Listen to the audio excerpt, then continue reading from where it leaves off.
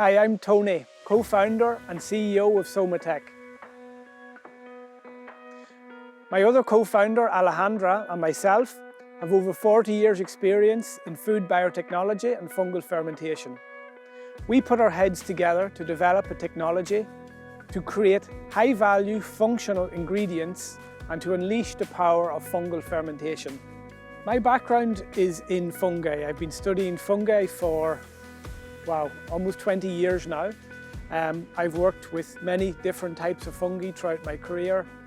I spent 4 years in the mushroom industry conducting research. And I suppose I'm naturally inspired by the natural world and by fungi themselves. The other co-founder in Somatec, she has been developing new fungal strains and new substrate formulations to create all kinds of really interesting natural molecules from fungal fermentation. So essentially we both had a long period of speaking and conversing, and we realized that what was really missing in modern food production and in modern biotechnology was a scalable solid state fermentation solution. So this is what we're working on. A solid state fermenter which is automatable, is scalable, and can really tackle these mountains of food waste, food side streams, and can really create the perfect environment to grow the fungi and therefore make beautiful, healthy ingredients. So here we are at Somatec headquarters in Ballybay, County Monaghan, at the Ballybay Food Hub. Here we have our new product development unit and our production unit. So come on ahead and I'll show you around.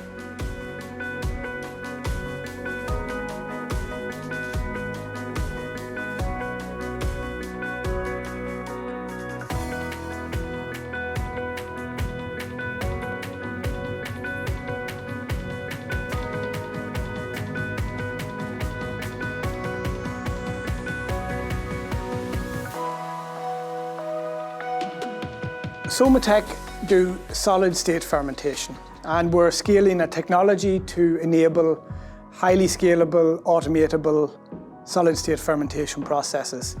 But the key aspect of all of this is that we have ingredients that the market want. So here we are in our new product development lab, and here are 3 different side streams. We have bran from wheat processing, we have brewer spent grain from beer production, and we have rapeseed pressed cake from rapeseed oil production. And in this case, we've converted these 3 side streams into ingredients, into functional, clean label ingredients that are made much more healthy by this fermentation process. So in this example of the rapeseed pressed cake, it's a pellet. So this is the output from the extruder system. And in 3 days, we do our fermentation, and we've created this functional ingredient. And the mycelium makes it much more digestible, it's almost like it's already started the digestion process. The mycelium itself has started the digestion process and has broken down all of those, what is known broadly as anti-nutrients, which are naturally within these types of seeds. The mycelium breaks them down, and it makes it much more digestible for our body. The actual growth of the mycelium itself also boosts the protein content, adds things like beta-glucans, natural flavors. So we're naturally enhancing the side stream with fermentation. And similarly with the barley, the brewer spent grain, it has a delicious kind of a umami, kind of a savory aroma. And it also acts as a kind of a texturizer. So the mycelium is a good binder, it's a natural binder. So when you add water, this will absorb this and it adds natural texture to foods. And similarly with the bran, we're doing this fermentation, it's improving the digestibility of the plant material itself, but in growing, it's also growing the fungal biomass, which contains natural antioxidants, these natural flavors, and the beta-glucans, the natural fiber. So that's generally what our process is doing to the side stream, and I can show you the process itself and how it actually works.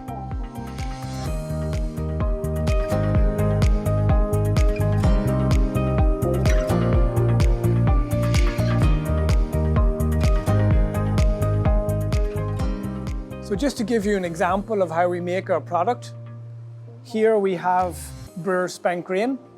This has been freshly collected from a local brewery. We have sterilized it with high pressure steam in an autoclave. So in here, this is completely sterile. And this whole unit is what's known as a laminar flow hood. And up here we have a fan, and here we have a HEPA filter. The fan sucks the air in and blows it through the HEPA filter. So this entire area inside is sterile, meaning that the product itself does not get recontaminated or contaminated by microbes in the air. So the first thing I do when I'm working like this, I will sterilize my hands. This is with ethanol.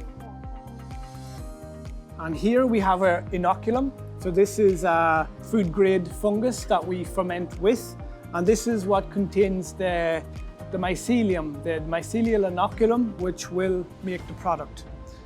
So we spread this over.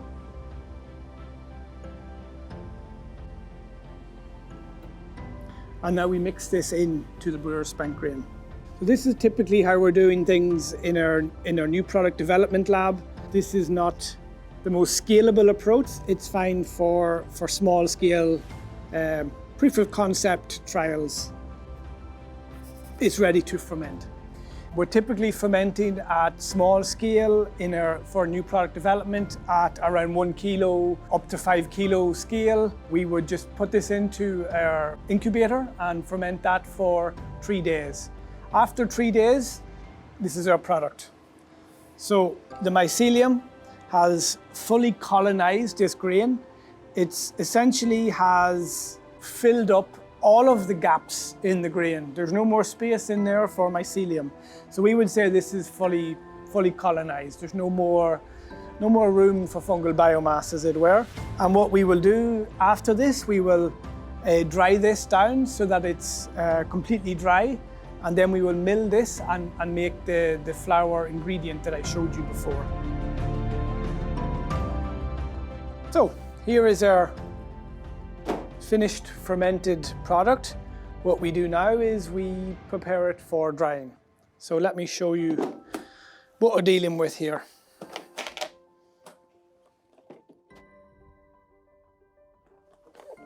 Okay, so we have a solid block of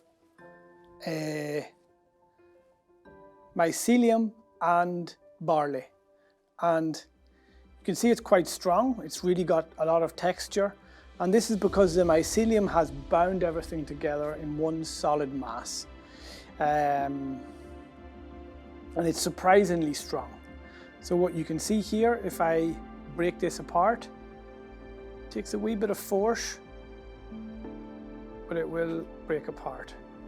And you can see how the mycelium has really filled up every possible gap between the grains of barley.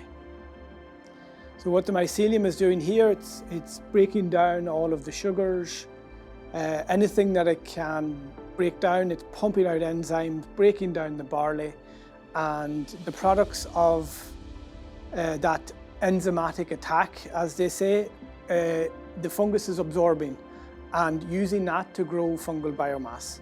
So we have two key benefits to the substrate. One, I suppose, is indirect in that the substrate itself is made more digestible by the enzymes and by the mycelium. The mycelium is also physically penetrating the barley. But the other benefit, I suppose, is more direct in that the mycelium itself, this white root structure and its microscopic root structure contains lots of antioxidants, contains these beta-glucans and these natural flavor molecules. So what we do after the fermentation is we cut this up. This is just to make the drying more efficient. Obviously, if I was to put this on the dryer directly, it would dry, but it would take a very, very long time. So this is just to allow us to get rid of the water a bit easier. So there we cut it up. Obviously, this is not how we do it commercially. This way of doing it is not very scalable, but for new product development and when we're developing new ingredients and getting proof of concept for new types of side streams, we can scale this whole process down. And this gives us the ability to do lots of different trials to optimize very quickly. But yeah, as I say, at large scale, this is done in a much deeper fermentation bed, and we'll not be using a bread knife and a chopping board to cut it up and dry.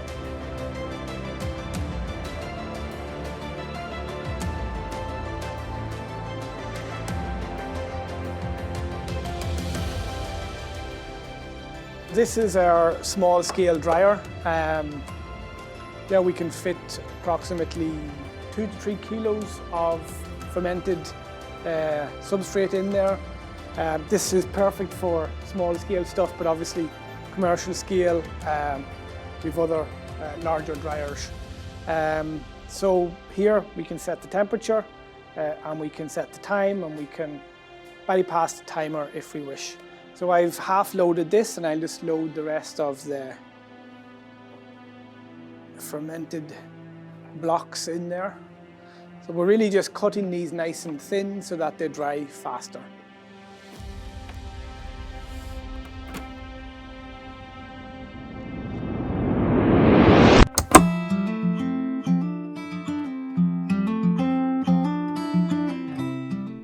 This is our inline inoculation, mixing and filling system. With a capacity of 1 ton of substrate per hour, we're using this to produce commercial scale volumes of product. We have fermented our product and made this fermented block with the mycelium all completely colonized into the barley, and we've dried it and we've milled it. And this is one of our products which we're calling Soma meal. This is made from the dried Birr spent grain. It's very fluffy, very light, and this is really due to the mycelium opening up the structure, and it's got a very low bulk density. It also has an umami and a savory aroma. So today we're going to prepare soy burgers. Soy generally has got a kind of a, for want of a better word, it's got a soy taste. People also call it like a beaniness, or it's kind of a bitter legume taste. Yeah, this is the feedback from these plant-based foods. They don't have great taste, they don't have great texture, perhaps they're ultra processed. You need to add lots of ingredients to get a flavor which people like. So we're stripping everything back. We've got a very simple recipe here to make a soy burger. And obviously it includes our fermented ingredient, Soma meal. So I've weighed everything out, and let me start with the soy product itself. This is an extruded soy product. You can get it in many health food shops. It comes dry, completely dry. And what I've done here, I took 100 grams of this soy extruded product, and I put it into a jar, poured boiling water over it, and soaked it for 5 minutes or so. Then the soy takes up all of this moisture and it becomes soft and wet.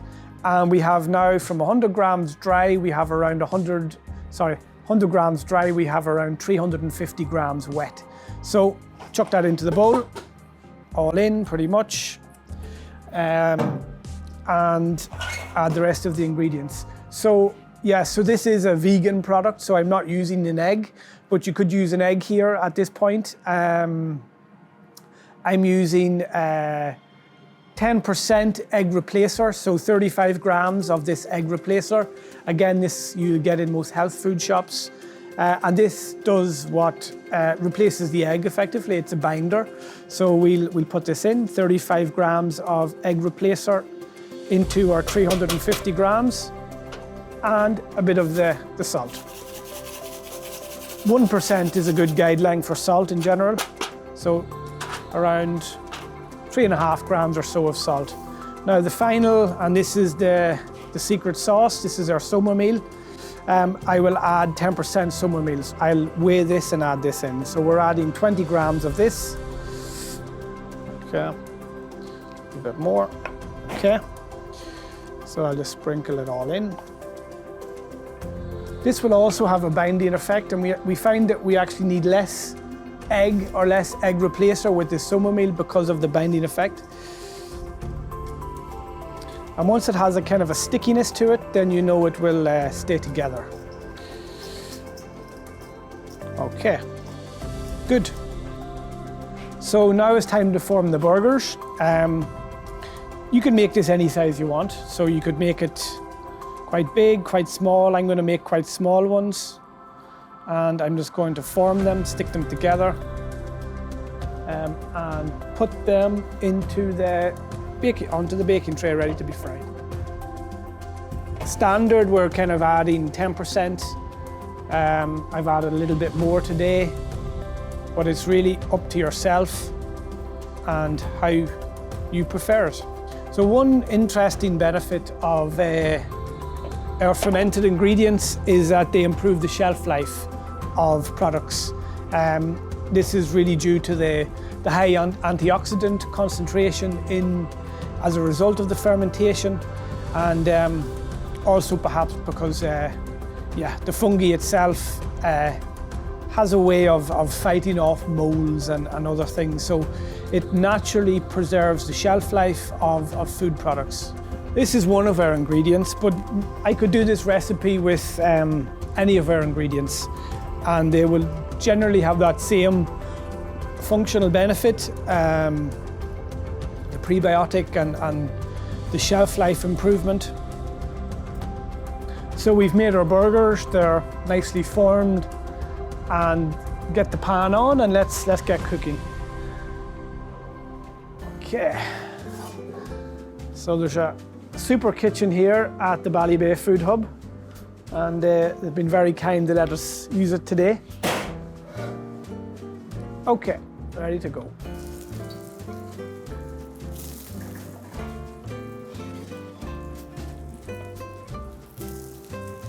Yeah, these burgers will stick initially, but just let the heat do its work and they should crisp off in time.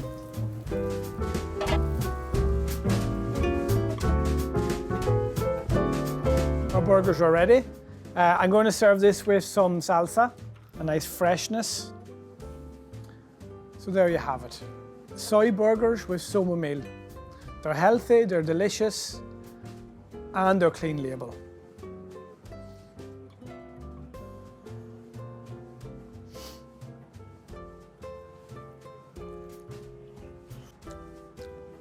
They're delicious. Now we're going to do another recipe with our summer meal. We're cheating a little bit now. I'm using a premix pancake mix. This one has flour and eggs and all the other various ingredients in there. So most importantly, add our summer meal and add milk. So I've weighed out our summer meal. There's 300 grams of premix in there, so I'm adding 30 grams of the summer meal. Just get that in there. Okay, all in. So I'm just going to mix all that up. Make sure it's all nicely mixed evenly in with the flour. Don't get any lumps.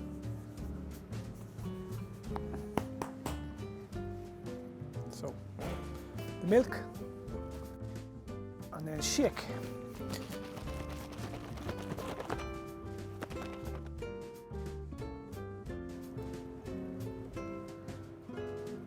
One interesting thing about our products is that the fermentation process itself dramatically improves what we put in, the grain itself.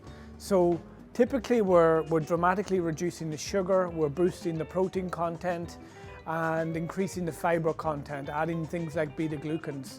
But also something which is interesting is that we're adding a lot of antioxidants. These antioxidants are coming from the fungus itself, but also how the fungus interacts with the actual grain or the seed itself. So these antioxidants have a lot of interesting effects. We know that they can increase the shelf life of foods. On top of all these other benefits is that it's having this effect with a clean label.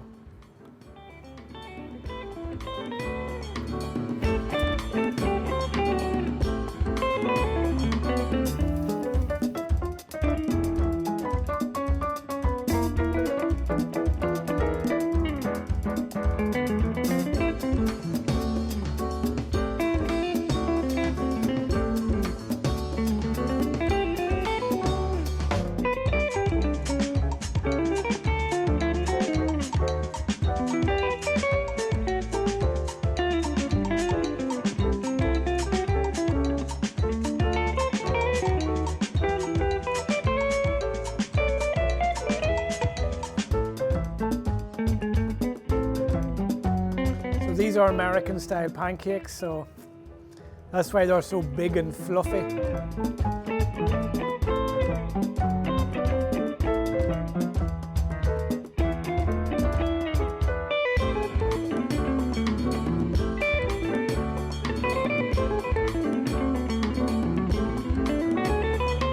So there you have it, American style pancakes with 10% summer meal served with maple syrup. There you go. Delicious and healthy.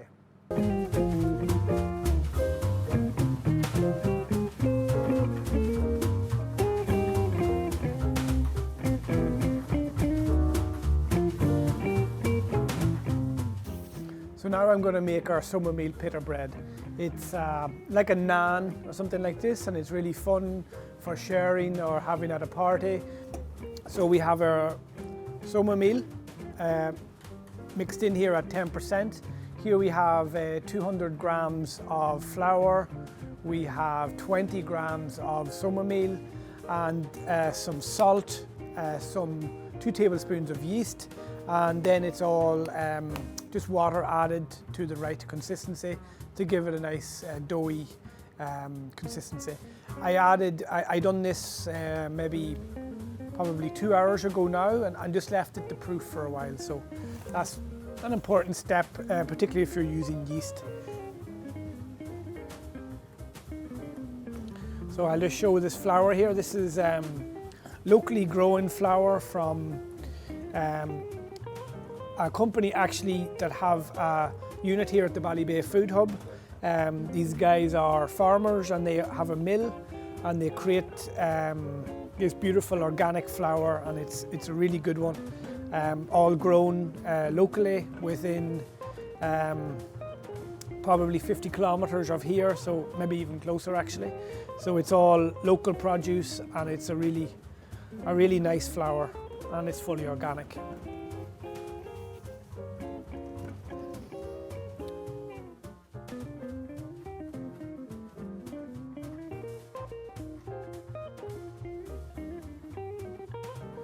Okay. The key is with the dough is to get it to a kind of so it sticks together, but it doesn't stick too much to your hands.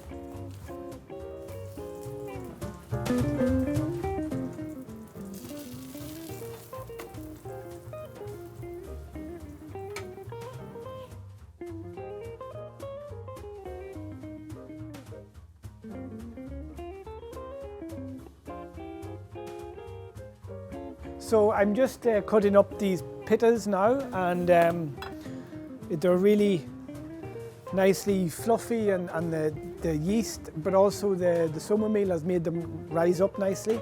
Yeah, so really the whole point of this exercise is to show the versatility of our product as an improvement to these plant-based foods. So we're really keen to identify and work with food companies to further develop these applications and understand, quantify things like the shelf life benefit, and to really hammer down on some of these benefits and really begin to quantify them and understand them better. So yeah, here we are, our summer meal pita breads.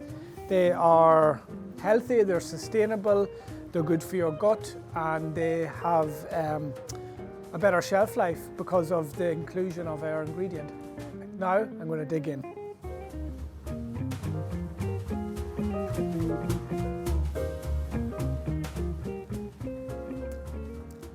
Really good.